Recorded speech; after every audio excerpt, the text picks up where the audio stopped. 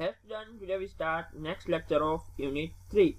Today we start next chapter in Unit 3. આપણે Unit 3 ની અંદર અડધો ભાગ આપણે પૂરો થઈ ગયો. હવે next chapter Unit 3 ની અંદર આપણે સ્ટાર્ટ કરીએ કે differential equation of first order and higher degree. અત્યારે લગી આપણે કેવા જોઈએ તો કે differential equation of first order and first degree. Ready? હવે શું છે next chapter નામ છે differential equation of first order and higher degree. Ready? જોઈએ આપણે ચેપ્ટર તો કે differential equation of first order and higher degree is એનું ફોર્મ કેવું હોય તો કે dy by dx raised to n plus p1 dy by dx raised to n minus 1 plus p2 dy by dx raised to n minus 2 plus and so on pn is equal to 0. Ready? હવે જોવો જોઈએ આ differential equation છે એનો order જોવો જોઈએ. Order તો બધાને જોવો 1 જ છે. રેડી? મીન્સ કે ફર્સ્ટ ઓર્ડર અને ડિગ્રી જોવો n मीन्स के हायर डिग्री જે differential equation of first order and higher degree વાત કરી એનું ફોર્મ તો કે આ પ્રકારે આપણે લખ્યું છે. રેડી? જ્યાં p1 p2 up to pn શું છે તો કે વેર pi કીધું મેં. Ready? Means i is equal to 1 to n. તો કે વેર pi are function of x and y means કે p1 p2 up to pn જે આવતા હશે બધા ઈ શું હોય છે તો કે function of x and y છે. અને જ્યાં n dy by dx is equal to p. આપણે શું કીધું આ p1 p2 up to pn ની બધી શું છે તો કે ફંક્શન ઓફ x અને y છે. અને જે dy by dx ની જગ્યાએ તમે શું લખશો તો કે dy by dx is equal to p put કરવાનું છે. રાઈટ? મીન્સ કે આવા તમને ફર્સ્ટ ઓર્ડર અને હાયર ડિગ્રી ડિફરન્શિયલ ઇક્વેશન આપ્યા એમાં dy by dx ની જગ્યાએ તમે શું લખી શકો is equal to p. Clear?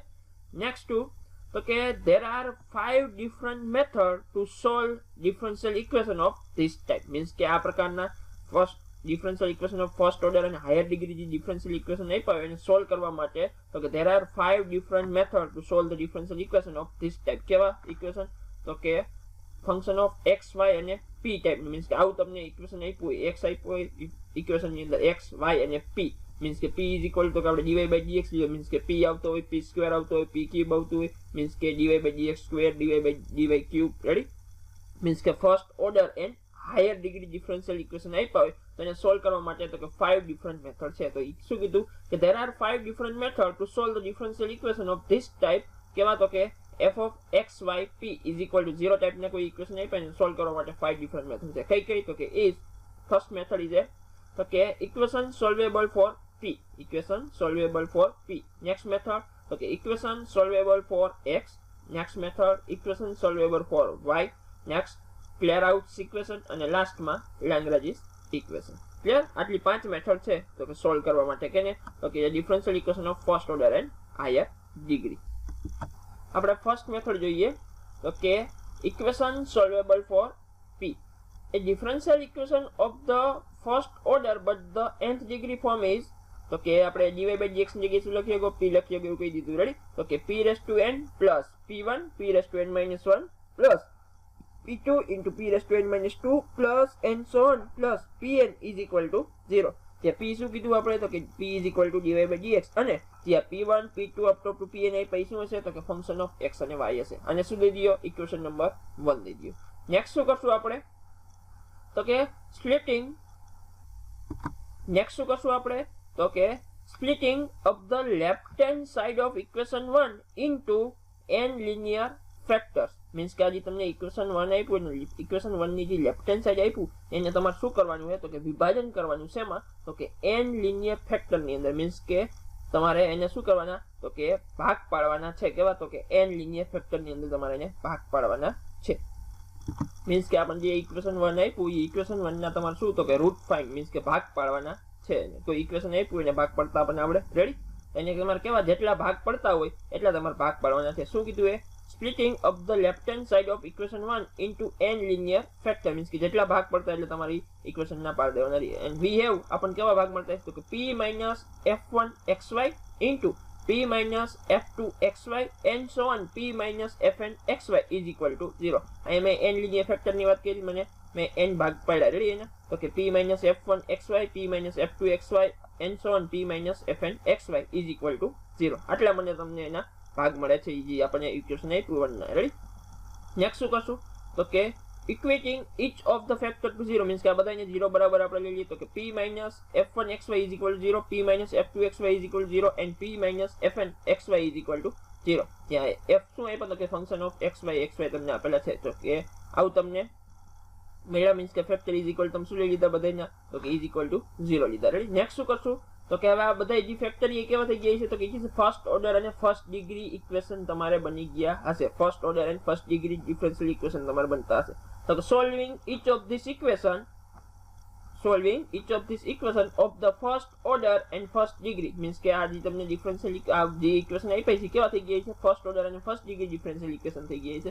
એના માટે આપણી પાસે જુદી જુદી કેટલી મેથડ છે કઈ રીતે સોલ્વ કરવી. રેડી. મીન્સ કે આપણે જે બધી મેથડ શીખી ગયા છે જે મેથડ થી સોલ્વ થતો એ મેથડ થી તમારે એનું સોલ્યુશન ફાઇન્ડ કરી દેવાનું. Ready. Then we get solution. તો કે આ ફર્સ્ટ તમને ઇક્વેશન આપ્યું સોલ્યુશન મને આવું મળતું હોય કે f1 xyc = 0, સેકન્ડ નું આવું મળતું હોય f2 xyc = 0 એન્ડ n નું જતું હોય મારે fn xyc = 0. આવા મને જુદા જુદા તમને સોલ્યુશન મળતા હોય. રેડી. આ શેના મળ્યા તો કે તમે જે ફેક્ટર પાડ્યા એ બધા જે તમને જુદા જુદા ઇક્વેશન મળતા હતી બધા કેવા ફર્સ્ટ ઓર્ડર ફર્સ્ટ ડિગ્રી બનીને એના આપણે સોલ્યુશન ફાઇન્ડ કર્યું.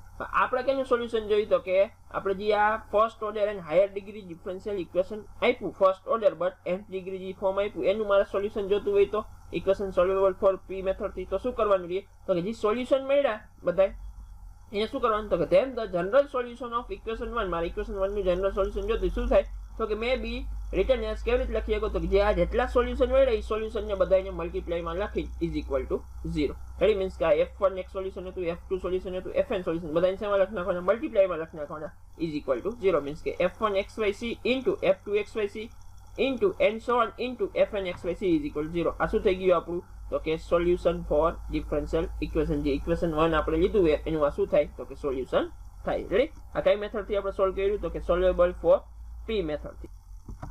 જોઈએ આપણે એનું એક એક્ઝામ્પલ કે સોલ્વ dy/dx * 2 - 5dy/dx + 6 = 0. આવું તમને ડિફરન્શિયલ ઇક્વેશન આપ્યું. જો ડિફરન્શિયલ ઇક્વેશન કેવું છે first order and higher degree differential equation કેમ કે ફર્સ્ટ ઓર્ડર હાયર ડિગ્રી કેટલી 2 ડિગ્રી છે. રેડી. મીન્સ કે ડિફરન્શિયલ ઇક્વેશન કેવું તો કે first order and higher degree છે. આને મારે સોલ્વેબલ ફોર p મેથડ થી સોલ્વ કરવું તો ફર્સ્ટ શું કરીશ dy/dx ની જગ્યાએ હું p પુટ કરી દઉં તો કે solution put p = dy/dx means કે આની જગ્યાએ શું આવી જશે p² - 5p + 6 = 0 થઈ જાય. p² - 5p + 6 = 0. આ તો એક ઇક્વેશન મળે છે. હવે આ મારે ઇક્વેશન નું ફેક્ટર ફાઇન્ડ કરવા ડાયરેક્ટ કેવી રીતે ખબર પડે ફેક્ટર જોવો જોઈએ ફેક્ટર આને ફાઇન્ડ કરવા શું આવતા છે તો કે p - 2 અને p - 3 ફેક્ટર પડતા છે કેમ કે 6 છે મીન્સ કે એવા કોઈ બે નંબર ગોતો જેનો મલ્ટીપ્લાય 6 થતો હોય અને એડિશન કરો કેટલા થતું હોય 5 થતું હોય તો -3 - 2 મીન્સ કે +6 થઈ જાય. -3 - 2 નો બેનો સમ કરો તો કેટલા આવે તો કે -5 આવે. રેડી. મીન્સ કે આને આ રીતે તમે ભાગ પાડીને પણ લખી શકો છો કે p² - 5 એના બે ભાગ ક્યાં થાય કે -2p - 3p + 6 = 0. નેક્સ્ટ શું કરશો તો કે આમાંથી કોમન કાઢો આમાંથી p કોમન કાઢો તો વધે શું અહીંયા p - 2 અહીંયાથી શું કોમન કઢાય તો કે -3 કોમન કાઢું તો બ્રેકેટમાં વધે શું p - 2 = 0. નેક્સ્ટ શું તો કે p - 3 અને p - 2 ના શું થઈ ગયા તો કે ફેક્ટર થઈ ગયા તો કે p - 3 * p - 2 = 0. નેક્સ્ટ શું કરશું આ બંને ફેક્ટર ને equal to 0 દઈ દઈએ તો કે p - 3 = 0 અને p - 2 = 0. નેક્સ્ટ શું કરશું p ની જગ્યાએ dy/dx પુટ કરી દો પાછું તો કે dy/dx -3 = 0 અને dy/dx -2 = 0. જો જે આ ડિફરન્શિયલ ઇક્વેશન મીન્સ કે જે ઇક્વેશન આવ્યા એ ઇક્વેશન કેવા તો કે first order and first degree differential equation છે તો કે યસ.